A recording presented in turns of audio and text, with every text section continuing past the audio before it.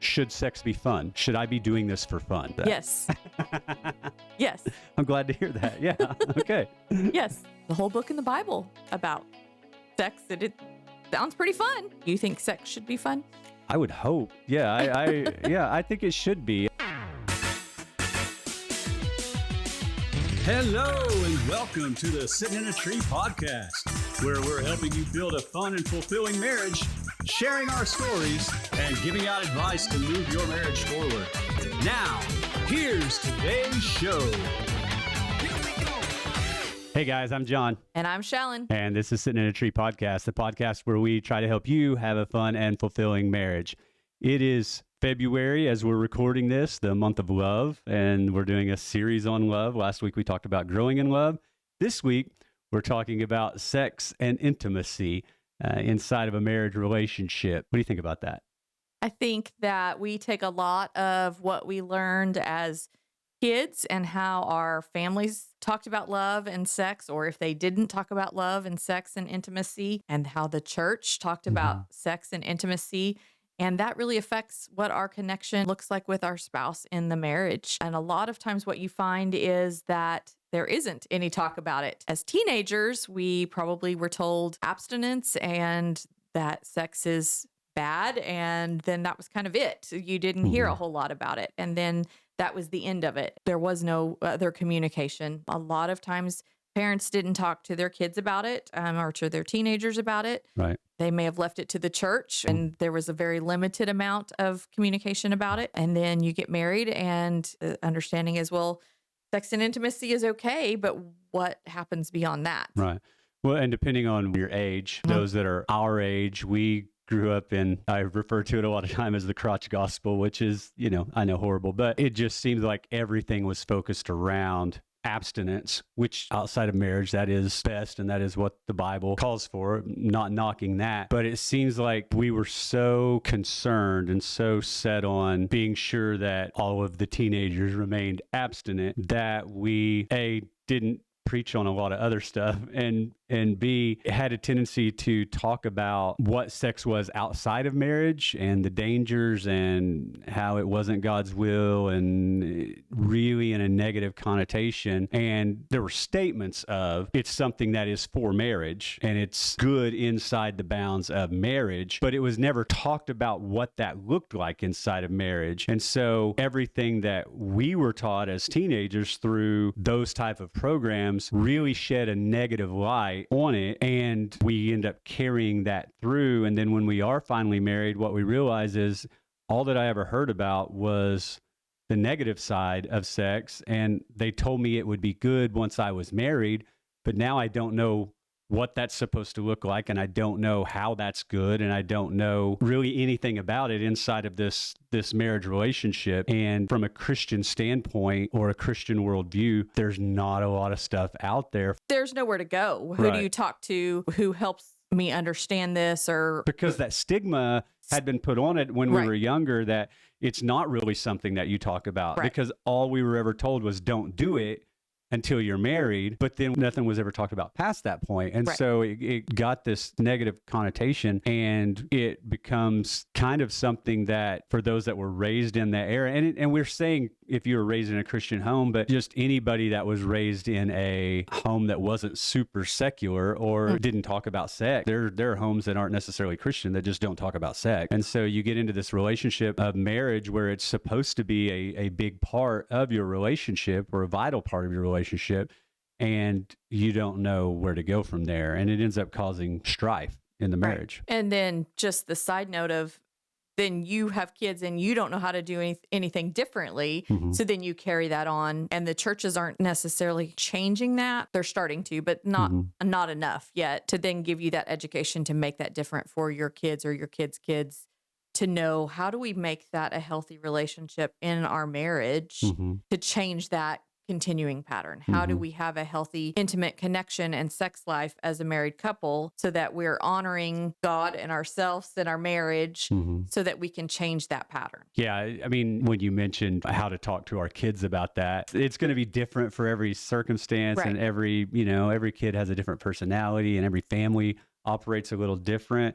And so the nuts and bolts of how you do that are going to be kind of unique to every situation.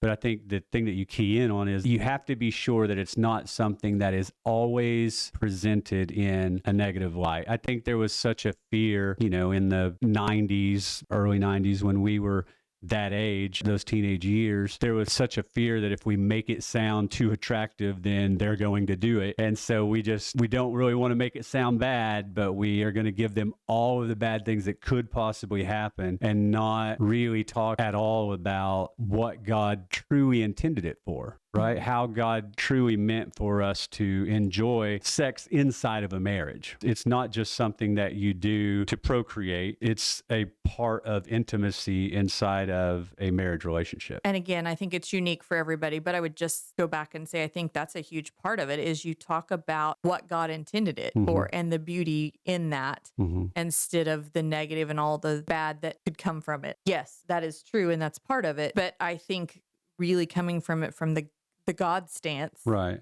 of that is key instead of all the negative and the fear and the shame, the taboo that really, yes, there's a reason for that, but that causes a lot of hurt and confusion and trauma where there could be really, let's understand this from the positive. Now, again, part of that is knowing your kids and all of those kind of things, but really understanding this is where the beauty in it is. This is why God created it this way. This is why it happens this way. That changes the dynamic and really makes it a blessing, the connection, those kind of things, and really shows why God created it this way. Right. Well, I mean, let's be honest. The real issue is, like we don't even know how to talk to each other about sexual things because of the almost taboo type mentality around it, that it's just not something that good girls talk about, or it's not something that we discuss, or it's uncomfortable to discuss. I don't know what they're going to think of me if I say this, and I don't know how to approach this issue with my spouse even. I don't want to lose what I do have, and so how do we open up that line of communication about sex and intimacy in our own relationship? And then you can start worrying about, well, how, now that I've got this down, how do I keep this from happening to my kids when they get married? It really starts with communication and being able to be open and honest and vulnerable. I'm not saying it's easy. It's scary and hard because we haven't had that experience before. But it's saying, let's be open and honest. Let's communicate about this. And it may be an ongoing process. I don't think you're probably going to sit down in 15 minutes and say, hey, we're going to cover all of this and come to an understanding about where you are and where I am and wrap it up and we're good. But it's really about having that communication and really saying, okay, I'm going to lean into you. I'm going to be open and honest and vulnerable. And I need to trust that you're willing to hear me and communicate this out with me and know that I'm coming from a place of vulnerability and honesty. And I'm trusting you with this, that you're not going to have judgment and be hurtful and harsh and use this against me later. And I'm going to do the same with you. I'm going to ask this of you to give that towards me, but I'm going to do the same as we have this discussion and communicate about it. Realistically, you and I talk to people for a living. Right. So we are somewhat used to talking to people in difficult situations or uncomfortable situations, but it's still difficult for us to speak even on things relating to sex and intimacy. There's just so much wrapped up around it that it just makes it hard to communicate. And so we need to start tearing down, if we're going to have a fun and fulfilling marriage, we need to start tearing down those walls and figuring out how we best communicate these things to each other so that we are each getting our needs met in such a way that it is actually fun and fulfilling for both of us. Right. And I think a lot of times in these situations, and I'm going to generalize, it doesn't apply all the time, but for women, a lot of times just intimacy connections, especially based on some of the past experiences and the way we're raised, and then just as we connect, those intimacy connections, being able to have our love languages met and our needs for security and stability, a lot of times feels like that's enough. And so we don't go ahead and press forward and say, hey, there's some things that I want to discuss with you, or I need something from you sexually Mhm. because that's not what we talk about. And our needs feel like they're met and fulfilled in an intimate way that we can say, okay, I'm secure here and I don't need to ask for anything else. This is good. Mhm. And so we sit in that place as females, not every female, and definitely men can feel that same way, Mhm. but the majority of them. And then it seems socially appropriate if you talk to your friends as women and you hang out, they're like, oh, no, this is good. Like, I don't need it. And so they sit there and go, oh, okay, this is fine. Mhm. And so it's really easy to say, okay, this is normal. This is what we do. This is what appropriate Christian women do. This is what appropriate women do. My needs are met here. And so as long as I'm feeling stable and secure and I can have my love language met and feel like we're connected, you hold my hand when we go in public, you open the door for me or whatever, then I'm good. Mhm. They don't feel comfortable pushing further or feel like they should push further for other discussion or that something needs to be said. And so they feel it's important to just be quiet. Right. And it's so important to push beyond feeling like your intimacy needs are met. And so I don't need to have any other discussion about sex because of that. Right. I think it's understanding the difference between intimacy and Mhm. sex. I mean, they do go hand in hand. They do, but they're two separate things. Right. And you need both of them in marriage. Intimacy is more of a feeling of connection. Mhm. It's more than just the act of sex in and of itself. And it can include sex, but it's not exclusive to that. Right. At least how we're discussing Right. it. And then sex would be the act of sex. And the deal with sex is, especially those that have maybe experienced that outside of a loving relationship or a marriage relationship, it can just be an act. Mhm. Just because you have sex does not mean that it is intimate. Now, it can be very intimate when there is a connection made between the husband and the wife. And so when we're talking about sex and intimacy, we really are more so talking about the intimate type of a sexual relationship and not just the act of. A lot of times, what ends up causing frustration in marriages in the area of sex and intimacy is that it gets relegated to an act more so than a feeling of connection. Mhm. And many times that gets done because there's the stigma wrapped around it. And so women are more apt to have more of their intimacy needs met easier outside of the actual act of having sex.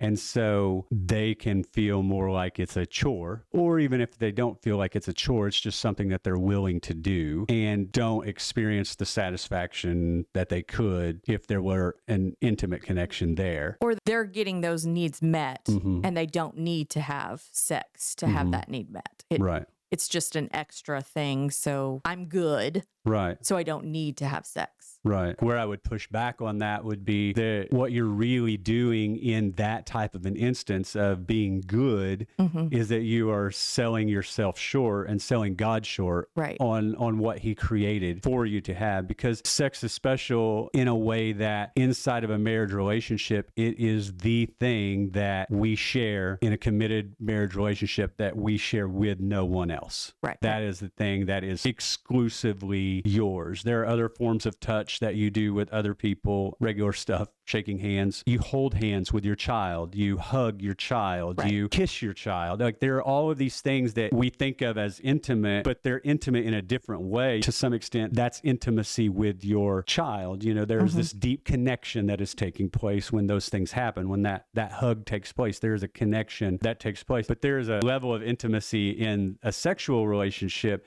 that only happens between us.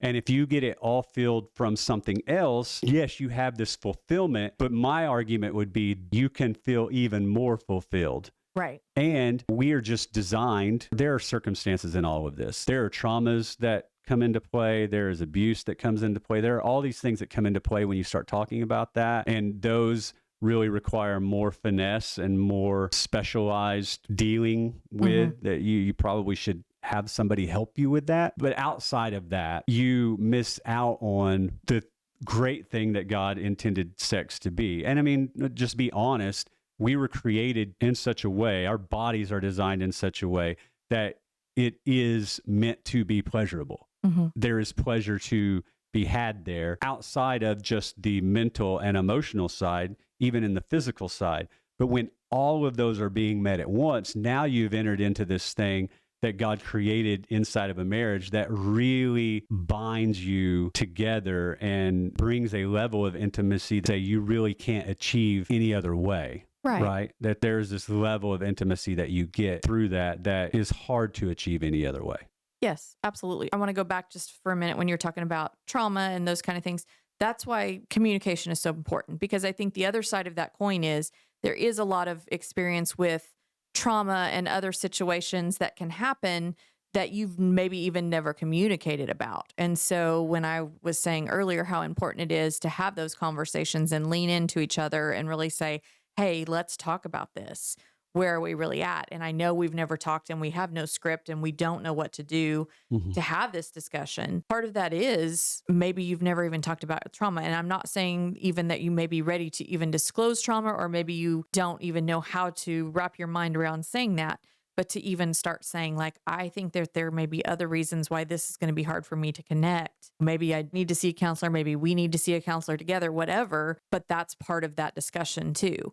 And so that's definitely something to be aware of and to at least lean into that discussion and let the other person know about, because that can be part of that. And it is something you need to be aware of, and definitely let that other person know, even if that's all you can say right now, so that you don't go into this blindly after you've heard this discussion with us and say, okay, we're going to make these big changes. And then, but I'm still going to leave that card behind the deck and not say anything about it, because that could potentially make this even harder if you don't at least start talking about that as well. So that's important to do that. If you're trying to achieve this level of intimacy, you're going to have to be able to trust your partner and be vulnerable with them. If you're already having a sexual relationship, you're already very vulnerable, right? Right. So you're already into that level. You have to be willing to communicate in such a way where you can have an open dialogue of, for instance, if you want to try something or do something different or whatever that is, instead of just saying, no, I don't want to do that, which should be a good enough answer. You should respect that. But as the person that is saying no, you should also trust your partner enough to say, I don't want to do this because this happened before, or this is what I was told, or this is what I've heard, or this is what my mom always said, or, that's a way to kill the mood. I get it. But, this is how I was brought up. And while I understand we're trying stuff here or whatever, this is going to be more difficult for me to overcome. I've got to wrap my mind around this a little bit, and to have that kind of open dialogue, you get to, one, you've now let each other into your life more deeply. So you're already building an intimacy there, and your spouse loves you. They want to take care of you. That works both ways, no doubt. But from a man's standpoint, it's my job to protect you, and it's my job to look after you. That's what I want to do. And so if you reveal something like that to me, I'm going to naturally want to protect you, and I want to bring you in and shield you from whatever that harm is, and if it's my desires that is bringing you harm, or that you are afraid will bring you harm, I'm not going to want to press that. I'm going to want to reassure, and I'm going to want to wait and to be open for whatever it is, that you're needing. Right. And that's why communication, especially in these areas, we're always going to talk communication is important. It's part of everything, right? Yeah. You have to have the communication, but especially in this, because we're asking you to be vulnerable in this. And so if you can't communicate about this, then you need to wait until you can communicate about this and keep working on the communication, because it is so important in this, because you don't want to do harm in these kind of situations. And it is going to be hard. And you probably are going to, if you're not used to talking about this, you might be giggly and nervous, and you might like, hey, I need a minute. I got to walk away or whatever. But that's part of what you have to do in this, to have those communications so you don't cause harm or hurt someone in this because you don't know something. But you also need to be able to get to a place where you can talk about the hard stuff too. When we start talking about sex and intimacy, it's not just what we've learned from each other. It's everything that has come before. So our views on sex, our views on intimacy, all of that was shaped before we ever entered into the marriage. And so it may take a little bit to decipher all of that. Right. Right. Right. And, you know, honestly, when you first get married, it's called the honeymoon phase for a reason, right? Mhm. You are very excited about being married. And so for the most part, things are good there for a while, but those things start catching up with you. And then, you know, sometimes the honeymoon period doesn't last very long Mhm. because maybe through trauma or even just past teachings, Mhm. you have this block up against what a healthy sexual relationship would look like. And if you bring that in from day one and it's really ingrained in you, it could start causing problems early. And so it's very important to have those type of discussions and talk about those things. And like you said, it's going to be uncomfortable and you may be shy, you may be giggly. I mean, it could be all sorts of things. It can Right. go all sorts of ways. But the biggest thing is to let those go the way that they go. Right. Right. Absolutely. To understand the emotions that are happening and just experience them together. Yeah, absolutely. Really give yourself that time. It may be, hey, we can only talk about this for 30 minutes because that's all I can handle, but we got to come back and talk about it again later. It may be like, we can both sit down and talk about this all day and I'm good with it, but you need to give yourself that time.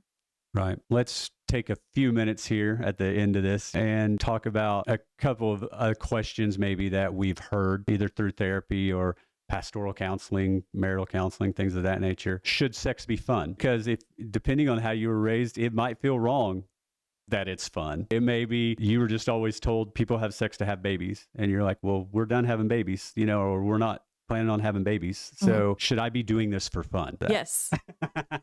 Yes. I'm glad to hear that. Yeah. Okay. Yes. The whole book in the Bible about sex, it sounds pretty fun. Yeah, I mean, we actually read that before we did it. Right. The metaphors don't hold up as good now because people don't really understand them as much, but it's interesting what's in there. You think sex should be fun? I would hope. Yeah, I think it should be. My philosophy is this: marriage should be fun. Mm-hmm. Every part of it can be fun and should be fun. You know, there are enough bad things that happen in life that your marriage should really not be one of those. I have picked the person that I want to spend the rest of my life with and that I want to share every aspect of my life with. So I want everything we do to be fun. That doesn't mean that it's not maybe even an intense or very intimate type thing. It can be that, but you can also just have fun and have sex, you know, right? It's something only you and I do together, right? It's something that is reserved just for you. Some of the other things that we do together outside of our sexual relationship, I can do with other, like I can go I've went kayaking with other people. You know, that's something that we like to do, but I've kayaked with other people. There's all these other things that aren't reserved just for you and I.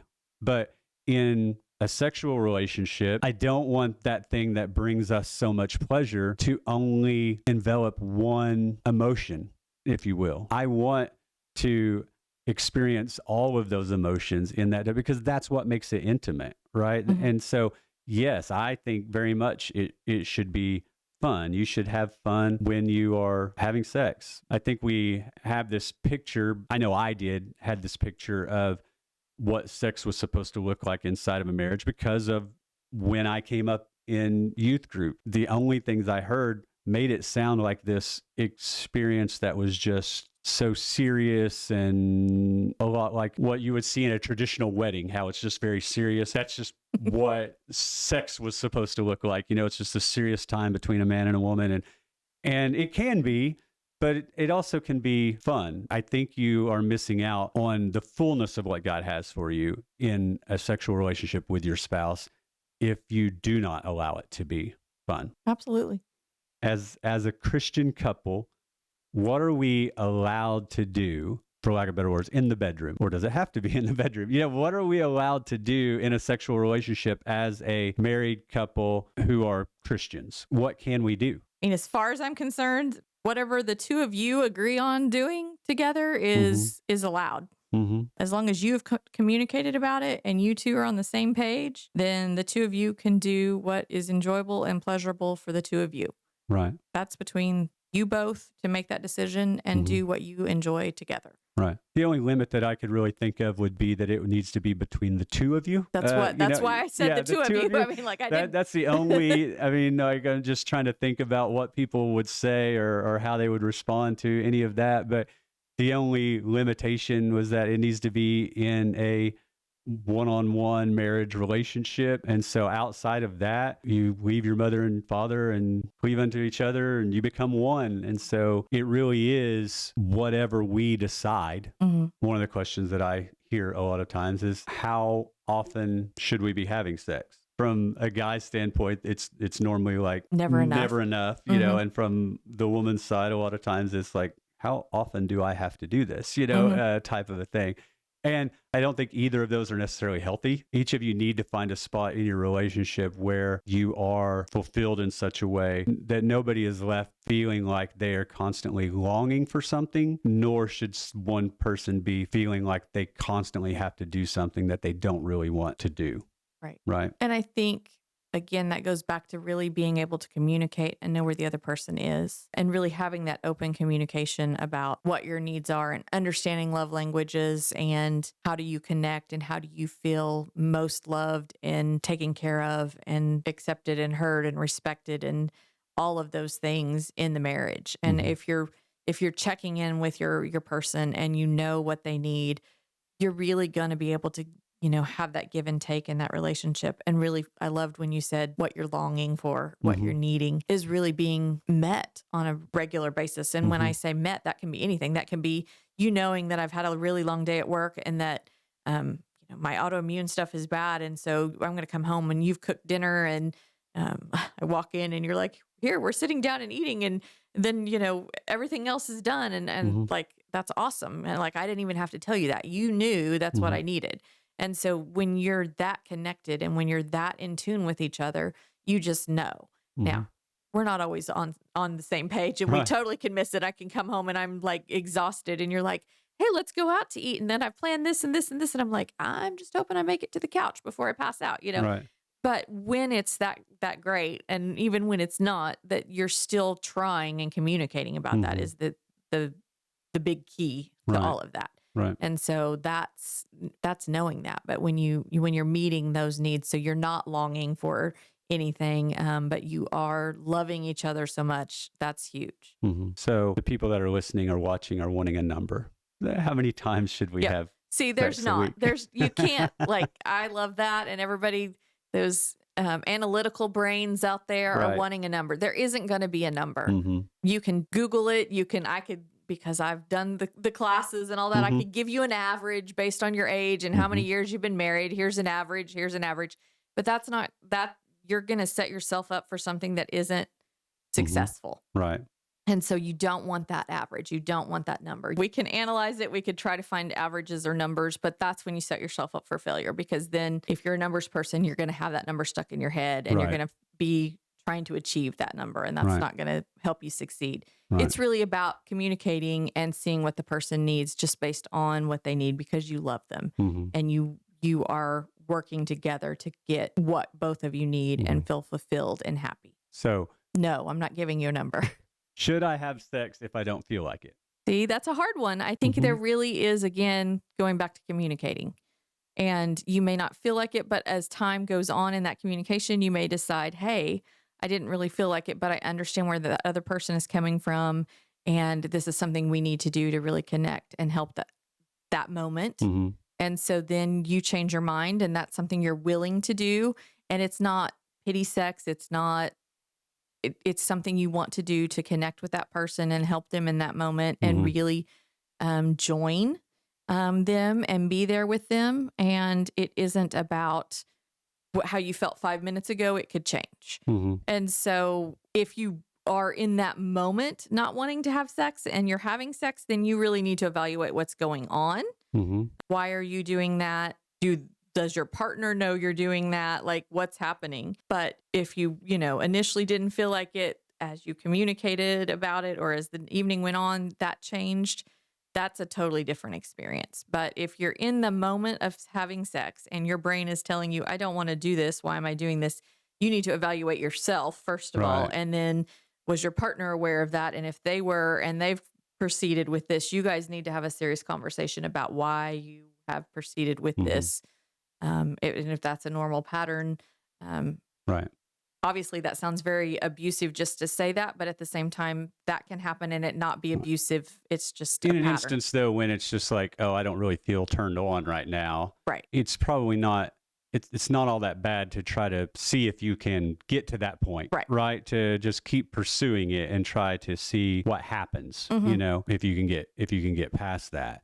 And on the other side of it, like you were talking about, if it's just an absolute, I can't do that today, then no, you shouldn't do that.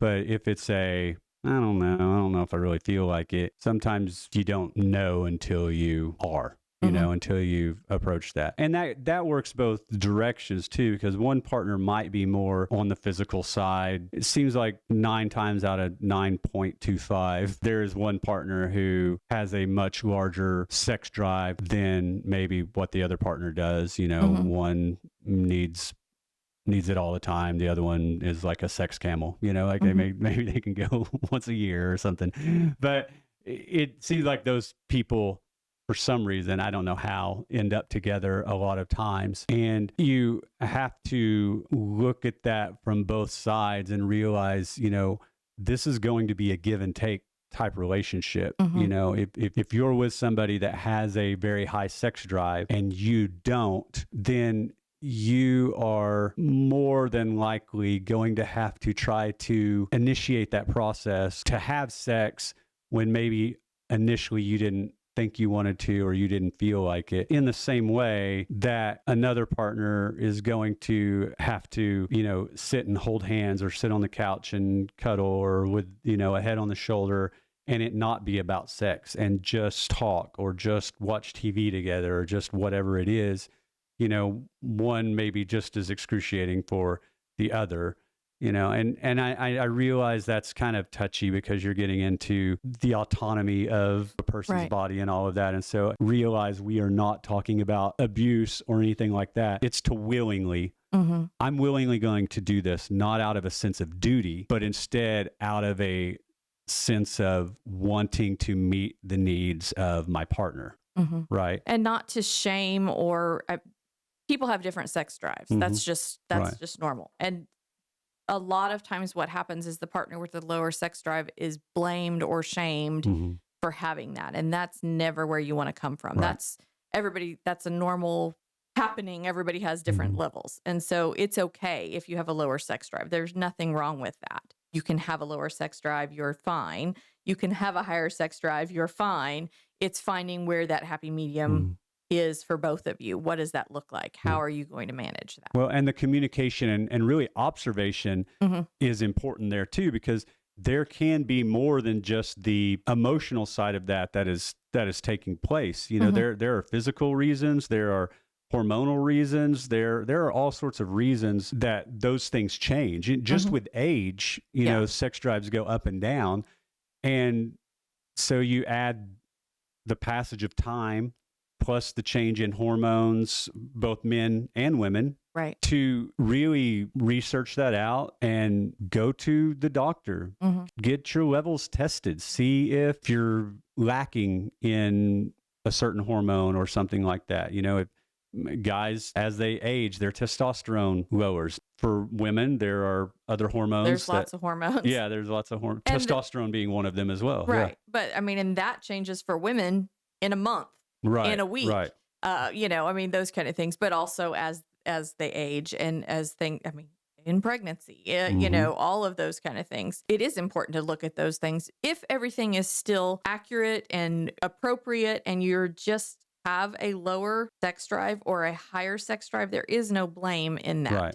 It's still finding communication and what works for you as a couple and balancing that. There is no blame in that. I mentioned having autoimmune and chronic health issues. If that's going to affect, doesn't matter what your sex drive is, it's going to affect your sex drive and your sexual relationship. It's communicating about that. It's knowing what that's going to look like, knowing the unknown with autoimmune, but it's managing that as a couple and understanding what you need to do with that. And it's affected by not just hormones, but even the type of day that you've had. You can't really put people into a box. If I've had a stressful day, somebody that's had a stressful day may come home and they want nothing to do with sex. But somebody that's had a stressful day might come home and really they need that. You know, like that's what their body is craving. It is a physiological thing that happens when you have sex. It's not just them being, for lack of better words, horny or something like that. It's like there really is a felt need for that type of intimacy. And then, you know, honestly, it could just be that they saw something bad or something bad happened, or, you know, they got bad news about somebody or something happened, and they just need to feel that intimacy. It may be less about the sex, that may be a part of it, but it may be less about that and more about, I just need that form of closeness. Does that make sense? It is sex, but it's not just about feeling good in sex. It's about being that close to somebody, about being literally connected with you. And that's why communication is important, because you get to learn those type of things about your partner. If something like that has happened and you come home and that's what you need, instead of just jumping at it and then being mad when it doesn't happen, maybe open with communicating about that. Hey, here's what I would like to do, and here's why. And this is what it does to me. Right. You know, this is what I feel and why I need this right now. Because the stereotype is, you know, guys just want sex, right? Guys just want sex, and it doesn't mean anything, and it's just sex. But there are guys like that. I'm not going to pretend like there's not, but the majority of guys, especially those who are in a committed married relationship, who are good guys. And I mean, like, if you're trying to listen to this or watch this and improve your sex life to be more fun and satisfying and fulfilling, you've probably got a partner that fits into this, not the other, right? That's not just one of those guys that it's just for, that it's just sex. And so if you are one who is in that way needing that connection, to be able to tell your partner why you're needing that and what it is that it does, to be open and vulnerable about your feelings, something that most guys are not good at, I get, but guys will do a lot of things if that's what it ends in, right? If it ends in sex, they'll do a lot of things for that. It's a great time to not manipulate, but to open up and let your partner know why. Vice versa, if you can't or you don't want to have sex for some reason and your partner does, instead of just saying no, explain the why. You know, explain the why. And just because I don't want to, while it's a satisfactory answer to not have sex, no means no, you know, but it's not the best answer to save the relationship or to prevent any strife in the relationship. The why is always important. Right. Because a lot of times for women, the opposite is, I don't feel connected to you. Right. Because you haven't opened up. Right. And so now you know that you need to open up more. Like, okay, you did now, and that's helpful, but I need more of that. Right. But if your pattern is to have a stressful day and then you just come in and you immediately want to have sex and then you just get up and go do your thing and there was never any really emotional connection, you know, 9 times out of 10, that's not going to be satisfactory for the woman involved, right? The wife. And so that's going to make her less apt to want to do that the next time this situation happens. Exactly. And so if you can be vulnerable in that way, and you may only have to do that once, the really, really in-depth part of it probably only needs to be said once or once every so often and not every time. But you can give the why, and next time you come in and it's just like, hey, this happened today, and they know, right?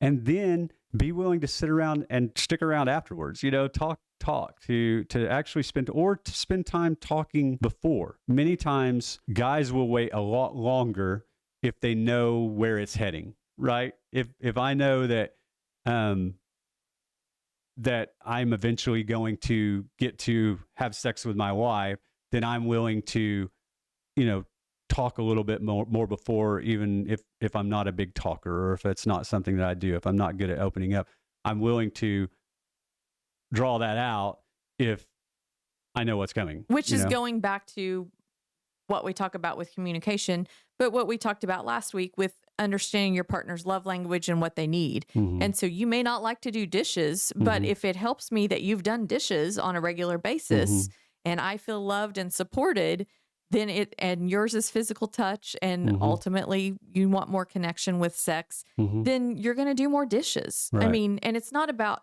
the way we say that makes it sound very transactional and very manipulative, but it's not. It's about knowing what your partner needs. Right. And what speaks to them, and feel like you hear them and that you're connecting with them and you're doing what is important to them so you see them and hear them. Because that's really what intimacy is. Right. It's that connection. So it's not just I'm making you feel a certain way and then you're making me feel a certain way. It's the fact that we share those feelings. Mm-hmm. And so if I do the dishes, we'll just keep your analogy going. If I do the dishes, that act of service or whatever it is, if I do that, there is a feeling that it will bring to me, if not in the moment, at least once you are appreciative of it, once you see it, I get this satisfaction from seeing what it means to you. Mm-hmm. It's like giving somebody a gift and watching them open it. Mm-hmm. It's if you get somebody a really good gift, you're almost as excited for them to open it as they are. Right. Maybe more so because you know what's happening. You know what's in there. Mm-hmm. And so it's kind of that type of a feeling as you begin to learn how to speak those love languages that we talked about.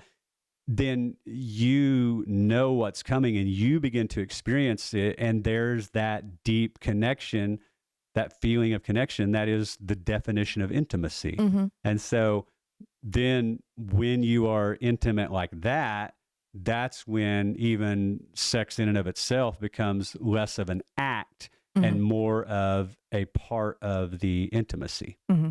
And you're more connected. Right. Yeah, right. Absolutely. He's John. And she's Shallon. And this is Sittin In A Tree podcast. Be sure to like, subscribe, and share. It helps us get our message out more and get more people involved. When you comment, we will happily comment back. If you send us a message, we would love to communicate with you and get back with you. So if you have questions for us or questions that you would like to see on a future podcast, let us know, and we would love to include all of those. You guys have a great week, and we'll see you next week. Bye-bye. Bye.